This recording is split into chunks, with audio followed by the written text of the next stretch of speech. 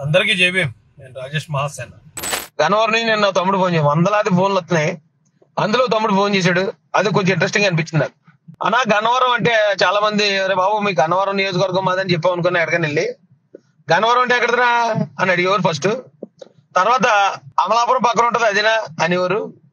ఇప్పుడు నిన్ను అభ్యర్థిగా ప్రకటించిన తర్వాత అమలాపురం ఎక్కడరా లేకపోతే ఇంకో ఊరు ఎక్కడరా అంటే గన్నవరం చుట్టుపక్కల అని తెలిసే స్థాయికి ఇప్పుడు దాకా గుర్తింపు లేని మా గన్నవరం నియోజకవర్గాన్ని రాష్ట్రం అంతా మాట్లాడుకునేలా చేసావన్నా నువ్వు. నిన్ను అభ్యర్థిగా ప్రకటిస్తేనే మా గన్నవరం నియోజకవర్గం మొత్తం టామ్ అయిపోతుంది. ఇప్పుడు దాకా గన్నవరం నియోజకవర్గంలో పోటీ చేసి గెలిచిన ఎమ్మెల్యేలు అందరూ వెనకాల సీట్లు నిద్రపోయేవారని ఎప్పుడు ఎవరు మాట్లాడేవారు కాదు. ఇప్పుడు నువ్వు కనుక మా ఎమ్మెల్యే అయితే ఇక్కడి నుంచి అసలు ఇక గన్నవరం గరం గరంగా వినిపిస్తానే ఉంటది రాష్ట్రం అంతానే. మా నియోజకవర్గం పేరు మారు మోగుతూనే ఉంటది అన్నాడండి. నచ్చింది నాకు ఆ కామెంట్. తమ్ముడు శివ ఇంటి పేరు ఏదో కానీ చెప్పాడు. వెంకటేశ్వర హోటల్ పేరు చెప్పేసాను. నీ మీద టార్గెట్ చేసి చేయొచ్చు. టార్గెట్ చేసినా గానీ రాయజన్ ఉంటాడు నీకు అండగా. రాయజన్ వెనకదలు ఎవరున్నారో తెలుసుగా. నారా చంద్రబాబు నాయుడు గారు, లోకేష్ గారు, పవన్ కళ్యాణ్ గారు. చూద్దాం ఎవరేం చేస్తారో చూద్దాం.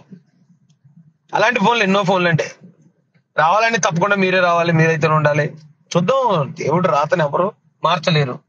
చంద్రబాబు నాయుడు గారు, పవన్ కళ్యాణ్ గారి నిర్ణయాన్ని ఎవరు కదపలేరు. అంటే జగన్ రెడ్డి చేస్తున్న ఈ కుట్రలకి కొంచెం తగ్గాల్సి వస్తుంది. కొంచెం ఆగి ఆచితూ చెల్లాల్సి వస్తుంది. ఏమో పుసుక్కుమని అక్కడ అంతకుముందు కోనసీమ పేరుతో అల్లర్లు రేపాలని చూశాడు. అలా ఇప్పుడు రేపాలని చూస్తే గొడవలు ఎక్కువ టైం పడుతుంది. తప్పమని అంటుకుంటే అంతే. జగన్ రెడ్డి ఇప్పుడు ఏదో గొడవలు పెట్టన్నా గెలాలని అనుకుంటున్నాడు. అతను కూడా చెప్దాం. జగన్ రెడ్డి మీద 38 కేసులు ఉన్నాయి. కోర్టు కూడా వెళ్తాం. నా మీద కేసులు కోర్టుకి వెళ్ళకపోతే అన్ని రెస్టారెంట్ వచ్చేస్తుంది నా మీద. నేను కోర్టు సిస్టమ్ నేనేం ప్రశ్నించట్లే. అలాగే ఉండాలి సిస్టమ్ అంటే. ఎవడన్నా ఒకడు కోర్టు వాయిదా కోర్టు మన మీద నమ్మకంతో ఓకే రా బెయిల్ ఎత్తున్నా నీకు బయట ఉండు నేను పిలిచినప్పుడు రా అని బెయిల్ ఇచ్చినప్పుడు కోర్టు పిలిచినట్టే మరి పర్యటకి వెళ్ళాలి. వెళ్ళకపోతే అరెస్ట్ చేయాలి. అదే న్యాయం. కానీ జగన్ రెడ్డి ఏంటంటే కోర్టుకి వెళ్ళడు. కోర్టుకు రమ్మంటే ట్రాఫిక్ జామ్ అయిపోతాడు. అదో కారణం. మళ్ళీ శుక్రవారం కోర్టుకు వెళ్ళాలి మనోడు. వెళ్ళకపోయినా అడిగేవాళ్ళు లేరు. అతను కష్టాలన్నీ మళ్ళీ పేదోళ్ళకే కాదా. అవుతారేట్రా నేను జోకేసానా. తొక్కాలని ట్రై చేశారు సార్. తొక్కాలని ట్రై చేస్తే జగన్ కి ముళ్ళై గుచ్చుకుంటున్నావు కాలుకి. ఎలా ఉంది డైలాగే.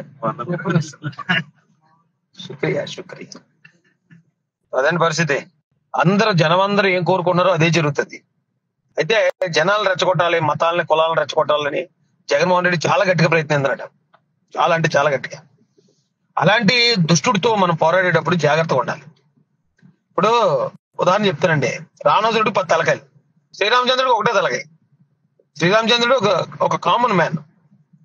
కానీ అలాంటి రాక్షసుని తలపడినప్పుడు ఎంత జాగ్రత్తగా ఎంత ప్లానింగ్ తో విభీషణుడి దగ్గర నుంచి సలహాలు తీసుకుని ఇక్కడ వానర సైన్యం సపోర్ట్ తీసుకుని ఎంత జాగ్రత్తగా ఒక గోడ కట్టినట్టు యుద్ధం చేసి ఆయన గెలిచాడో, ఇక్కడ జగన్మోహన్ రెడ్డి అనే వ్యక్తి అలాంటి రాక్షసులకి ఏమాత్రం తీసుకోడు. ఎందుకంటే అక్కడ ఆయనకి 10 తలకాయలు ఉన్నాయి, ఇక్కడ జగన్ కి 10 తలకాయలు ఉన్నాయి.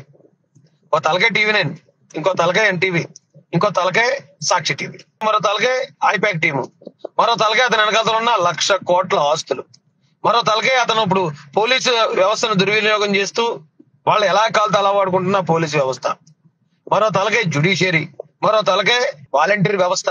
అంటే ఆ పిల్లల్ని వాళ్ళకే నష్టం చేస్తూ కూడా మీకు న్యాయం చేద్దానని చెప్పగలిగిన సమర్థుడు. అలాంటి 10 తలల రాక్షసుడితో మనం ఫైట్ చేస్తున్నాం. చాలా ఆచితూచి వెళ్ళాలి. ఏది కంగారేమీ లేదు, గెలిచేస్తున్నాం మనం. గెలుపు మందే. విజయం వరించేదాకా కొన్ని విషయాల్లో పెద్దల సలహా మేరకు ఎక్కడ నెగ్గాలో మాత్రమే కాదు ఎక్కడ తగ్గాలో కూడా తెలుసుకుంటూ ముందుకెళ్ళటమే ఇప్పుడు మన ముందున్న కింకర్తవ్యం. కాబట్టి ఎవరో ఆందోళన చెందొద్దు. మీ మనసులో ఏదైతే అనుకున్నారో అదే జరుగుతుంది. అందరూ కూడా ధైర్యంగా ధీమాగా ఉండండి. ఎందుకంటే మంచి ఆటుపోట్లు గురవుతుంది, బట్ గెలుస్తుంది. చెడుకు ఆటుపోట్లు ఉండవు, కానీ ఒక్క దెబ్బకు సమాధి అయిపోద్ది.